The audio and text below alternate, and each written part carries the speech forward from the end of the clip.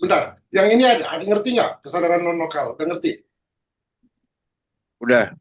Ya, non lokal. Jadi alam semesta, kita bicara dulu alam semesta kita ya. Jadi alam semesta kita itu disebut super alam semesta, ruang dan waktu. Itu satu ruang. Itu dibagi jadi 100.000 alam lokal. Jadi ada super alam semesta super. Ini kita bicara ruang waktu dulu ya, bukan yang non lokal ya, yang lokal dulu nih. Jadi ada alam semesta super universe, ya, isinya ada 100.000 alam semesta lokal. Paham? Jadi kayak ada planet bumi, anggap aja alam semesta, ada 100.000 negara kira-kira gitu. Dan masing-masing negara ada presiden. Ini kayak multiverse ini masuknya, Prof ya? Iya, multiverse. Oke? Jadi alam kita ini yang kita kenal sekarang, yang kita tinggal ini itu salah satu dari 100.000. Dan 100.000 alam semesta lokal itu diciptakan oleh 100.000 being. Satu being menciptakan satu alam semesta lokal. Jadi di alam semesta kita ada berapa Tuhan? Jadi 100.000, Bro. 100.000.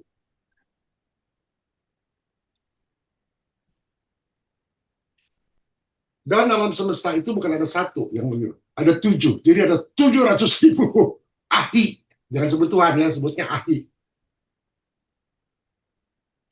Waduh, yang beragama ntar ngamuk nih, Prof, temen aku. Nah, kita kan yang bicara agama, kita bicara secret doctrine, kan namanya secret. Ya. Jadi agamanya tanggalkan. Jadi ada 100.000 ahli.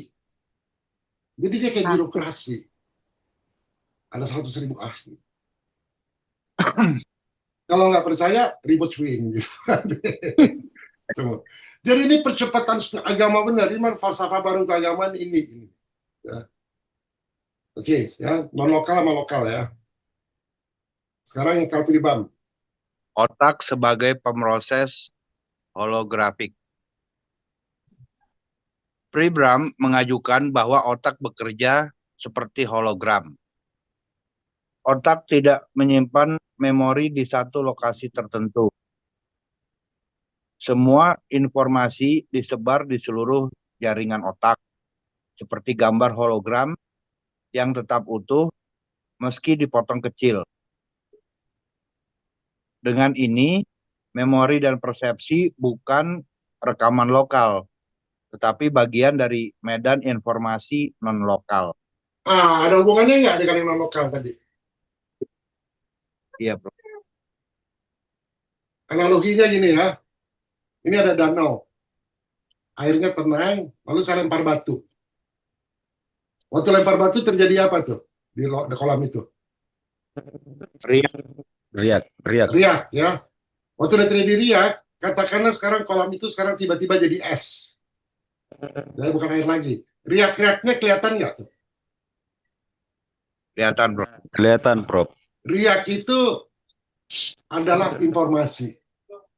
Dari informasi itu kita tahu batu yang dilempar kecepatannya berapa, beratnya berapa, kondisi kolam kedalamannya berapa, kira-kira itu kan informasi. Sekarang es ini di kolam ini semuanya jadi es kan? Kalau you mau baca informasi itu, you harus baca semua kolam yang jadi es itu, atau you potong aja satu es, satu potongan yang kecil ada garis, itu hologram you udah bisa baca semuanya. Paham kan? Ngambil satu spektrum sama aja gitu kan, Prof? Sama. Itu konsep apa namanya? Fraktal. Ya, betul. Coba jelasin, Daniel, ke kawan-kawan. Fraktal itu apa? Fraktal itu pola yang sama berulang-ulang, nggak habis-habis gitu. Dia pola kayak loop ya. Ya. Mau kecil, mau besar, polanya sama. Nah, kemarin di waktu kita bicara stansa, kita bicara yang ada cuma pola. Jadi penciptaan itu pola, pattern. Ternyata ada pola dasar yang dari semua skala polanya sama, dari skala kuantum sampai skala supercluster galaksi ada pola yang sama yang berulang-ulang yang fraktal tadi gitu. Ternyata ada basic patternnya. Betul. Exactly. Sampai agi, bro. Makanya kalau di agama Kristen itu ada Tuhan menciptakan manusia seperti image dia, seperti gambaran dia. Maksudnya pola, ada pola. Semuanya pola, bro. Jadi kalau kita ketemu alien, makhluk dari planet lain, kira-kira polanya sama nggak sama kita? Sama, Prof. Pola dasarnya sama. Pada dasarnya sama. Informasinya kita bisa dapat dari lokal. Jadi nggak perlu takut sama ini. Yang berbeda paling komposisi ininya, komposisi kesenyawaan wujud padatnya yang berbeda paling di situ. Betul. Tinggi rendahnya. Ada yang otaknya cuma satu, ada yang dua, ada yang tiga. Macam-macam. Nanti lihat aja video saya kalau pengen tahu alien, ada video saya 7 biji. Oke, implikasinya apa nih, Kang Pribam? Implikasinya, otak bukan sumber kesadaran, Setuju nggak? tapi Setuju nggak? Setuju. Oke. Kalau saya ngomong setuju di depan Ryu Hasan, saya bisa dibantah habis-habisan sama Ryu Hasan. Ya ini sedikit waktu bro, ribut swing. tapi penerima atau penala dari kesadaran universal, seperti radio yang menangkap siaran. Oke, Selanjutnya, jadi kalau ada orang kanker gimana? Ada kaitannya nggak sama otak? Kenapa bisa lahir kanker ya? Ini berarti kan nangkap siaran tuh. Frekuensinya dia tangkap, dia dengar, bergema terus, akhirnya jadi dari energi jadi meter kan? Iya. Sekarang dari meter bisa dikembalikan lagi ke energi. Maksud saya remote viewing kita pakai untuk healing seperti ini bro. Kalau orang kanker. Dari meter, dari namanya daging, tumor, kanker, kita kembalikan ke energi. Berarti kita jadi apanya? Transmitternya kan? Jadi remote viewing kita bisa receiving, kita bisa transmitting bro. Serap simpan panjang. Hah?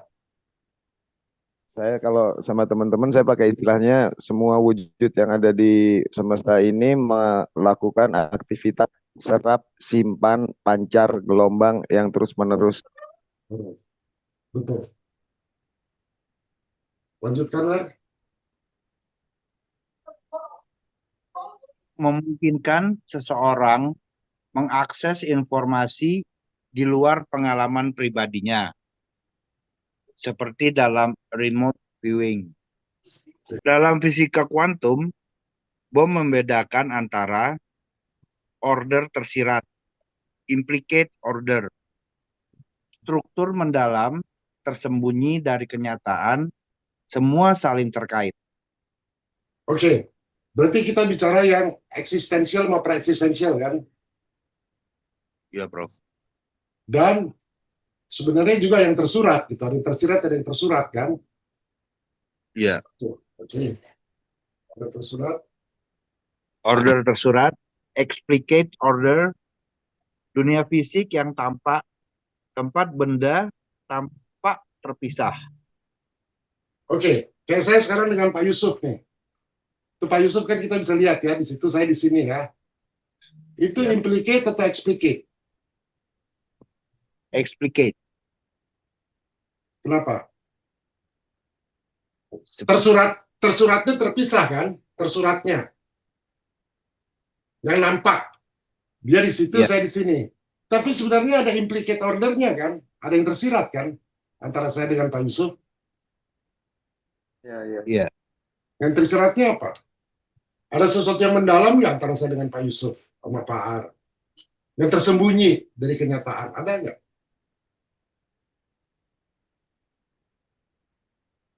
Ada, Prof.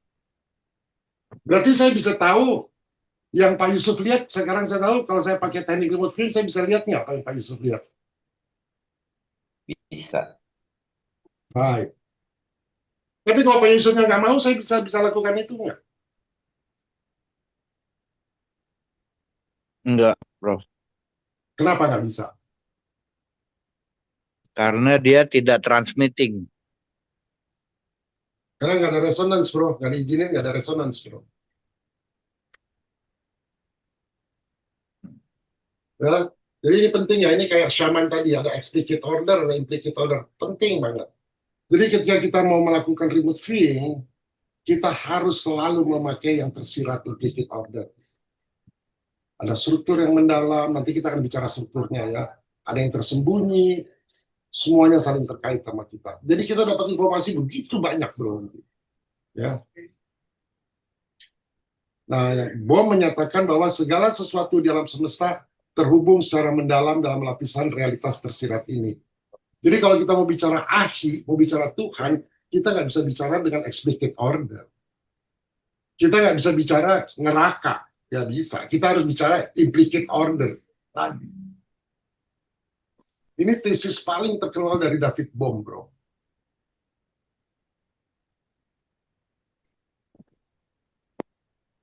Tersirat sama tersurat. Ya, tersirat, tersembunyi. Ada satu lagi di bawah itu. Jadi ada yang tersurat, ada yang tersirat, ada yang tersembunyi, ada satu lagi apa yang paling dalam lagi?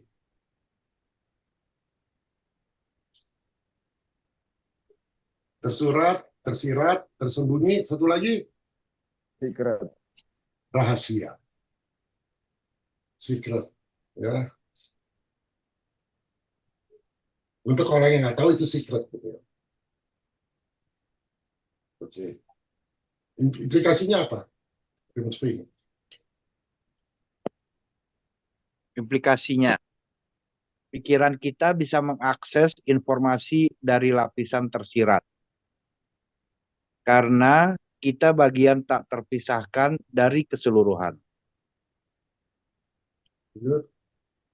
Kesadaran non-lokal berarti aku dapat melihat sesuatu yang jauh. Karena tidak ada jarak sejati dalam struktur terdalam realitas. Jadi antara kita sama keinginan tadi, keinginan murni, kesadaran murni, ada jarak nggak sebenarnya? Kalau pakai teori David Bohm, nggak ada. Ya, ada. Seperti ikan dan air. Di luar ikan ada air, di dalam ikan ada air. Persis. Jadi bukan sesuatu yang magic kan ini, Ya, ya. Lanjut. Ada pertanyaan? Nggak ada ya? Ada?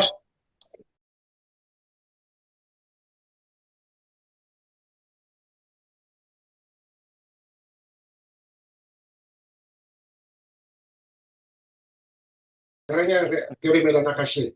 Teori medan akasik, Erwin Laszlo. Ada medan informasi kosmik universal, disebut medan akasik. Dari bahasa kata akasya, ether, atau ruang halus. Segala pikiran, peristiwa, dan tersimpan dalam medan ini, seperti memori kosmik. Medan ini bukan mistik, tetapi bidang informasi kuantum yang ilmuwan sebut 0.0.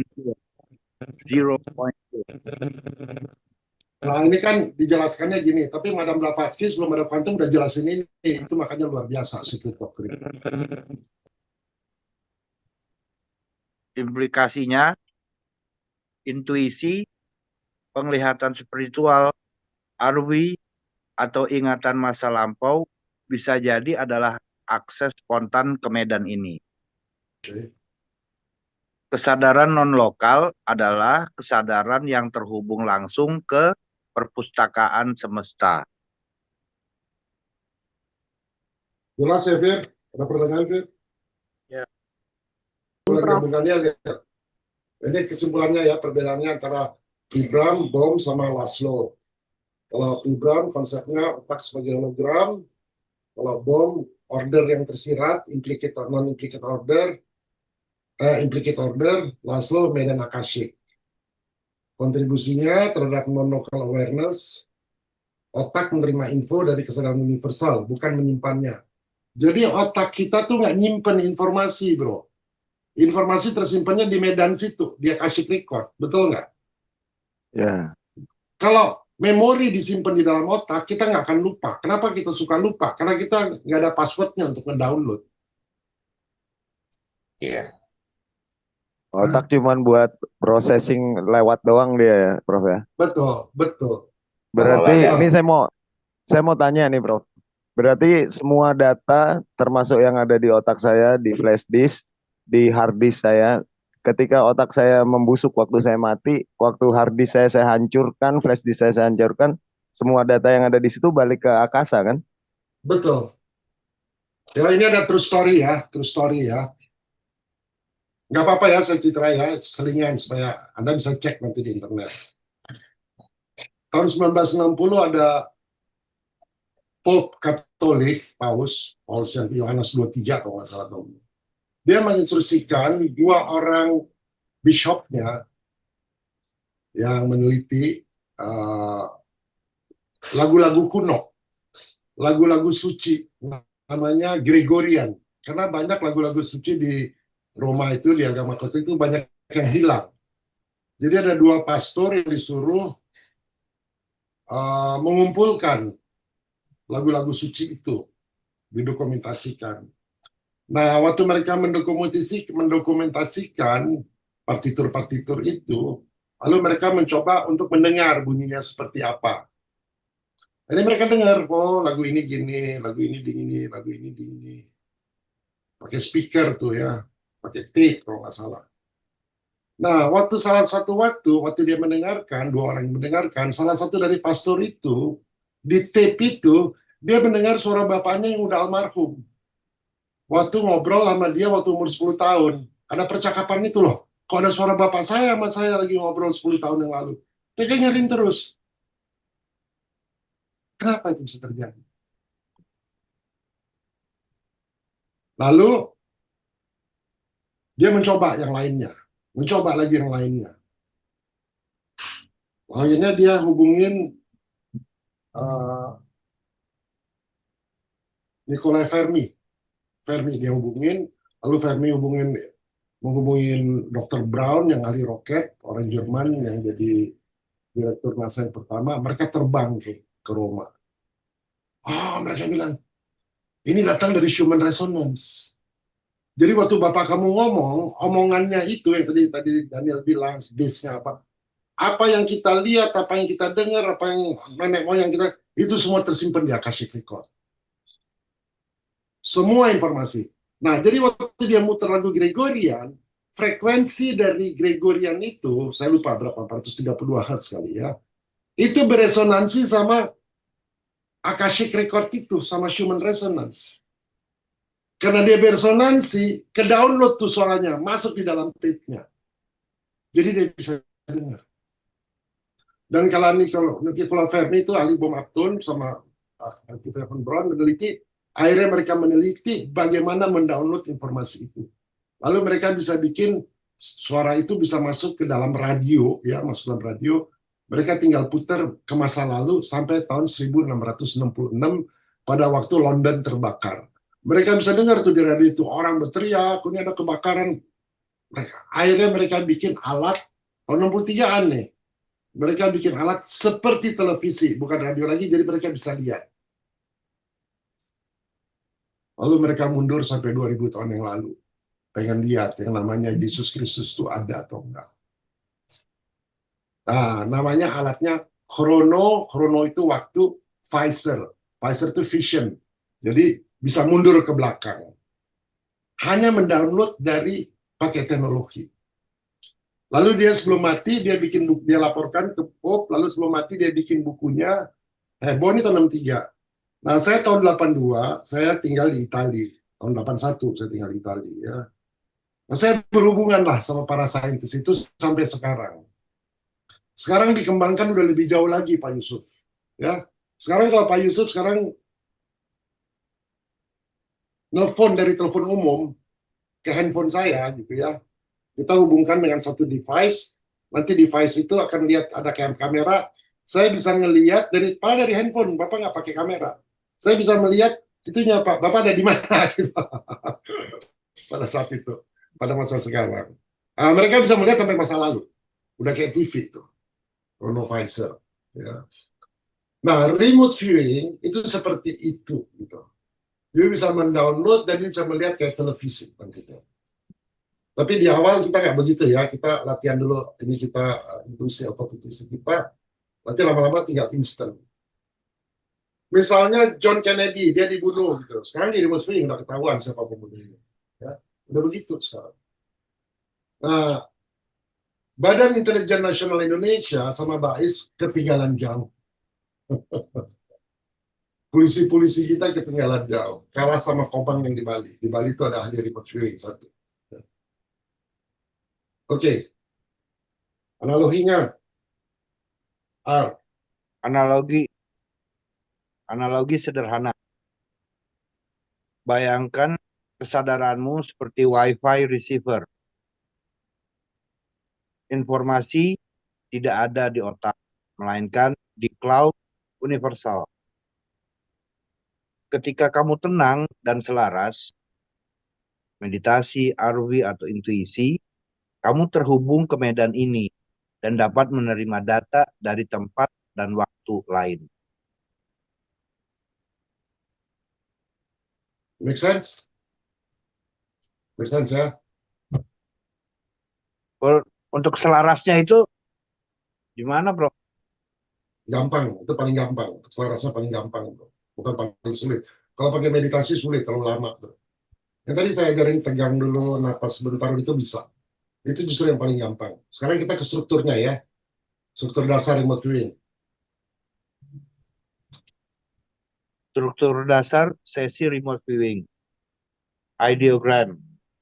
Goresan spontan pertama saat menerima target cue. Maksudnya apa nih?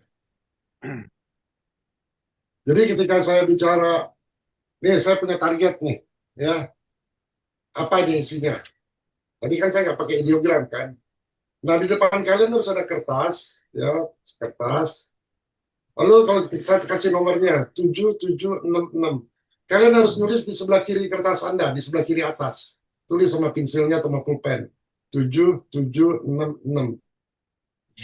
Begitu yuk selesai nulis 66, kurang dari 1 detik, kalian harus bikin goresan. Itu namanya ideogram. Jadi ketika saya bilang 7766, yuk merasa bunyi itu 7766, goresannya harus gimana? Paham? Tiap orang akan lain. Itu namanya ideogram, kayak tanda tangan. Ya, jadi yuk menandatangani ini yang tadi dalam objek ini, kalian kasih kayak zip. Ini nomor zipnya 7766, kalian kasih goresan. Kenapa? Ini menghubungkan pikiran universal, non-lokal ke tubuh kalian. Kan otak menerima informasi tadi kan, 7766. Dia hologram, ingat nggak? Nah, kalian harus merasa ketika saya 776, goresannya gimana? Apakah dari kiri ke kanan, apakah garis, apakah bulat, atas ke bawah, sembarangan aja. Zret. Bisa melingkar, bisa lurus, tiap orang beda. Yang menggores itu you atau pikiran universal tadi yang menyuruh you. Pikiran universal. Paham nggak? Ya, karena intuitif ya dia ya, Prof ya. Kan terhubung tadi. Implicate order kan? Terhubung, bukan you. Source kan dia cloud. Dia dari cloud, bro. Dari cloud datang ke otak you ke saraf you, gerakin tangan you. Betul nggak? Iya. Nanti ya, katakan you gores dari kanan ke kiri, katakanlah ya. Atau dari kiri ke kanan. Saya nggak usah lihat ya, saya nggak usah tahu you gores, tapi you kasih aja hasilnya. Saya bisa tahu you gores dari kanan atau dari kiri. Saya bisa tahu. Kenapa saya bisa tahu? Dari apanya? Keterkaitan. Oke, very good. Dari mananya? Kenapa? Kenapa saya bisa tahu? Ingat ya, itu non-lokal tadi, pikiran universal ngirim info ke otak you. Betul nggak? Otak you banyak sarafnya kan? Lu dengar kok dari kuping you, saya bilang 766, dia lalu, saya bilang gerakin kurang dari 1 detik. Tangannya langsung kegores kan? Ada you feelingnya mau ke kiri, ke kanan, berarti kan ada nerve yang mengirim kan? Nerve syaraf yang mengirim, tapi kan dari informasi dari situ. Iya. You hanya sebagai media aja. Ya. Nah, sekarang saya bilang saya bisa lihat nih dari yang sembarangan. Kan kita kalau lihat nggak tahu nih dari kiri ke kanan nulisnya. Itu gampang, bro. Karena gerakan itu adalah energi, bro. Ya, dia ngirim informasi, ketika menggerakkan dia mengeluarkan energi. Nah, you bisa cek sendiri, you ambil bandul apa aja, ya, kira-kira 10 milimeter. Kalau sekarang katakanlah dari kiri ke kanan nyoretnya. Nanti saya dari ujung garis yang ditarik, saya tarik kira-kira 5 milimeter, saya taruh bandul saya di situ. Kalau bandul saya goyang, berarti nulis dari kiri. Karena di kanannya nggak akan goyang dia. Karena energinya energi awal. Kalau nulisnya dari kanan, saya taruh bandul saya, pasti yang kanan bandul saya goyang, yang kiri enggak. Jadi bandul itu benar, bro, bukan bohong.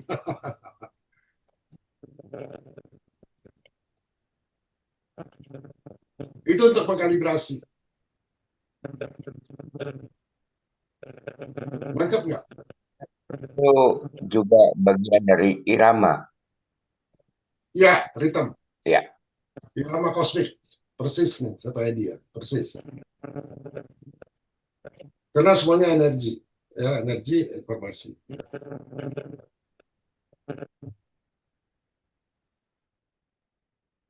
Energi itu sia-sia kalau nggak diisi informasi. Yang nomor 2, sensory impression. Informasi kasar. Jadi gini ya. Jadi ketika you udah bikin garis itu, pensilnya you taruh lagi. Ya, you taruh lagi, you lihat tuh garis itu. Kan you tahu dari mana, kiri atau dari kanan kan? You tahu, saya nggak tahu. Udah itu pensil you tempelin dari garis awal. Ngerti nggak? Kalau garis-garisnya dari kiri ke kanan. Jadi lu taruh pensilnya di kiri, lu geser ke kanan, tapi jangan digaris ya, ditempel aja itunya, pensilnya. Nah, lalu lu harus mulai dengan warna. Ini warnanya apa? Jadi nggak ada bentuk nih. Kita kan bicara tadi, kesadaran itu tadi yang dibilang observer tadi, kan tidak ada bentuk tadi, bro. Nggak ada warna, nggak ada bentuk. Daniel ngomong gitu tadi kan? Ya. Nah, lu jadi observer itu, bro. Ya. Warnanya apa? Impression pertama yang dapat, nggak usah takut. Merah ditulis, merah. Warnanya, nanti ada kolom yang harus bikin ya. Ada warna, nanti saya kasih kolomnya, warna. Lalu bentuknya apa? Segitiga, segi empat, lingkaran. Apa yang datangnya you tulis saja. Jangan takut salah. Karena bisa jadi ya, Firman nulis segitiga, Daniel nulis segi empat. Tapi ujungnya nanti akhirnya sama. Bisa tahu apa itu. Ngerti nggak? Jadi nggak ada pendekatan yang salah. Katakanlah Firman nulis ini segitiga. Warnanya merah. Kamu nulisnya Daniel hijau, kamu bilangnya segi empat. Nggak apa-apa. Karena Firman melihat dari angle yang lain, Daniel melihat angle yang lain. Nanti kita satukan apa itu gitu. Paham? Iya. Ya. Lalu tadi saya minta latihan tekstur. Ada permadani rasa. Teksturnya apa? You raba aja tuh tulisannya sama tangannya. Teksturnya apa? Kasar, halus, bergelombang. Tulis saja apa yang you rasakan. Kalau kita, nah ini ya, dalam ajutan mind ya, itu pertama intuisi, kedua understanding, ketiga keberanian. Kalau you nggak punya keberanian, you nggak akan pernah bisa berhasil. Jadi berani untuk takut salah juga. Jadi bukan aduh salah, saya bodoh. Nggak ada. Ini melatih otot dulu. Berani aja. Mau tulis merah, kuning, bentuk, tekstur. Lalu you rasakan. Ini panas atau dingin? Panas, dingin, normal. Itu aja. Saya kasih 4 dulu. Ya. Exercise minggu depan ya. Ini strukturnya dulu. Lalu dimensional impression, secara dimensi. Ini besar atau kecil yang dikirim sama yang ini ya, yang tadi dalam kotak saya ini ya tadi ya, apa warnanya apa? Katakan merah, yang satu bilang silver, yang satu bilang nggak apa-apa. Bentuknya gimana? Satu bilang bulat, satu segi empat. Satu bilang Garuda, ada kayak apa bentuknya kayak burung Garuda. Karena memang ada Garudanya berarti. Suhunya gimana? Dingin biasa. Dimensinya gimana? Besar atau kecil? Karena besar menurut saya mungkin kecil menurut you. Tinggi atau rendah. Tipis atau tebal. Luas atau sempit.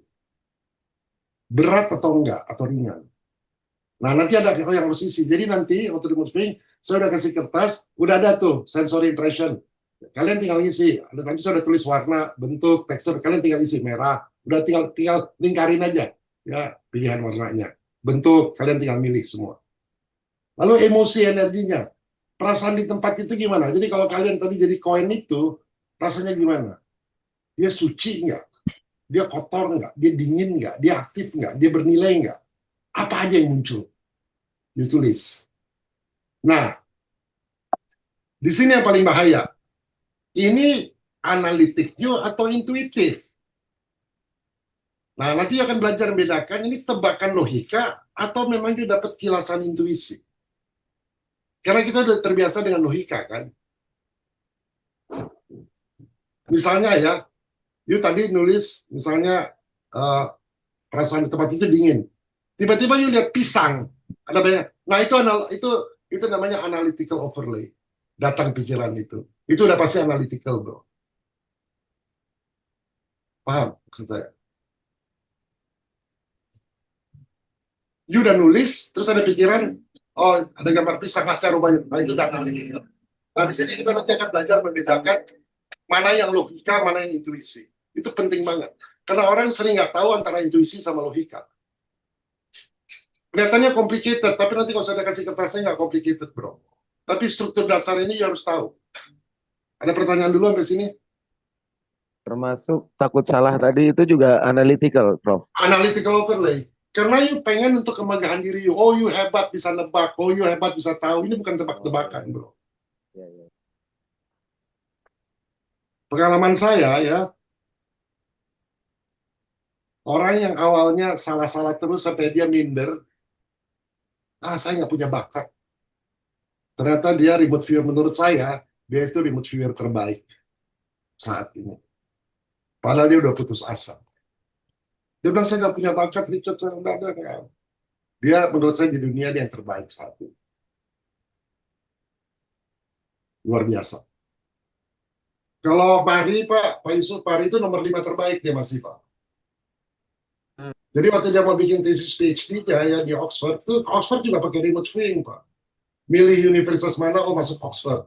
Karena kita bisa lihat dia akan jadi profesor di situ, jadi pasti sukses. Subjek tesisnya pakai remote viewing. Nah, lama-lama kalau kita udah latihan itu, kita nggak usah lagi nulis-nulis kayak tadi, yang saya tadi ini, struktur dasarnya, langsung otomatis cek. Jadi namanya divine mechanic. Mekanik yang divine, mekanik yang divine, yang ilahi. Ya, langsung. Nggak takut lagi sama hidup. Barangkali nggak perlu lagi kita punya account BCA. Divine mechanic. Datang aja lagi gitu.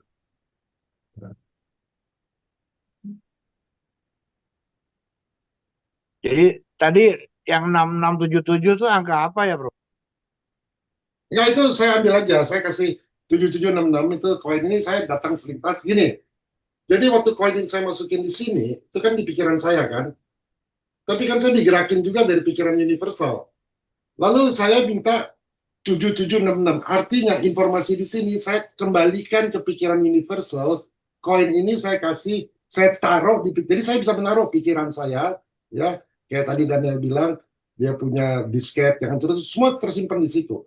Saya taruh informasi koin ini 7766. Saya nggak kasih tahu isinya. Saya kasih tahu ke Anda 7766. 7766 itu kayak zip file. Kalian nanti pergi ke pikiran ke Universal, ke Akashic Record, kalian cari tuh 7766 yang mana. Kalian buka sih, oh koin toh gitu. Ngerti nggak? Label folder file. Ya betul. Siapa tuh? Cerdas. Saya Prof Daniel. Ya ini mantap. Label folder, bro.